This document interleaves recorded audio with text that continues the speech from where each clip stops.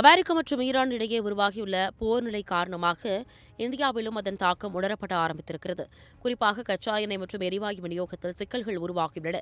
இந்தியாவில் பயன்படுத்தப்படும் எல்பிஜி சிலிண்டர்களில் 60% அதிகமானவை வெளிநாடுகளிலிருந்து இறக்குமதி செய்யப்படுகின்றன. தற்போது ஈரான் போரின் காரணமாக கப்பல் போக்குவரத்து பல இடங்களில் பாதிக்கப்பட்டதால் எல்பிஜி விநியோகத்தில் தாமதம் ஏற்பட்டுள்ளது.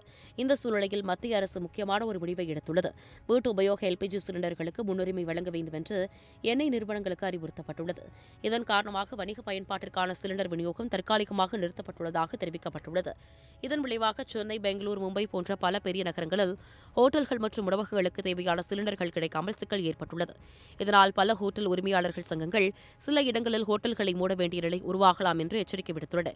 ஹோட்டல் உணவை நம்பி வாழும் லட்சக்கணக்கான மக்கள் மற்றும் இந்த துறையில் வேலை பார்க்கும் தொழிலாளர்களும் இதனால் பாதிக்கப்பட வாய்ப்புள்ளது.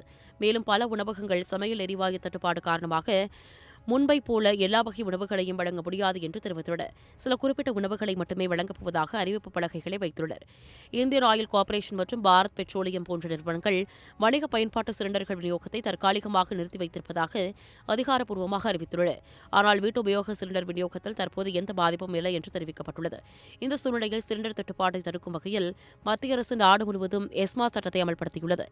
எசென்ஷியல் சர்வீசஸ் மெயின்டெனன்ஸ் ஆக்ட் என்று அழைக்கப்படும் இந்த சட்டத்தின் கீழ் எல்பிஜி சிலிண்டர்களை பதுக்கி வைப்பதோ அல்லது கள்ளச்சந்தையில் விற்பனை செய்வதோ கண்டறியப்பட்டால் கடுமையான நடவடிக்கை எடுக்கப்படும். அதாவது சிலிண்டர்களை சட்டவிரோதமாக பதுக்கினால் 3 மாதம் முதல் 7 ஆண்டுகள் வரை சிறை தண்டனை கூட விதிக்கப்படலாம். மேலும் இந்த சட்டத்தின்படி வீட்டு உபயோக சிலிண்டர், குழாய் வழி எரிவாயு விநியோகம் மற்றும் போக்குவரத்திற்கான சிஎன்ஜி போன்ற அத்தியாவசிய சேவைகளுக்கு முன்னுரிமை வழங்கப்படும்.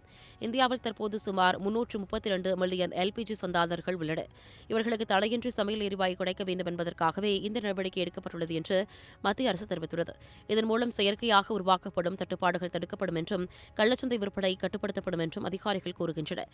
இந்த நிலைமை குறித்து உங்கள் கருத்து என்ன? ஹோட்டல்கள் மூடப்படுவது பொதுமக்களுக்கு எவ்வளவு பாதிப்பை ஏற்படுத்தும் என்று நீங்கள் நினைக்கிறீர்கள்? உங்கள் கருத்துக்களை கமெண்ட்ல சொல்லுங்க.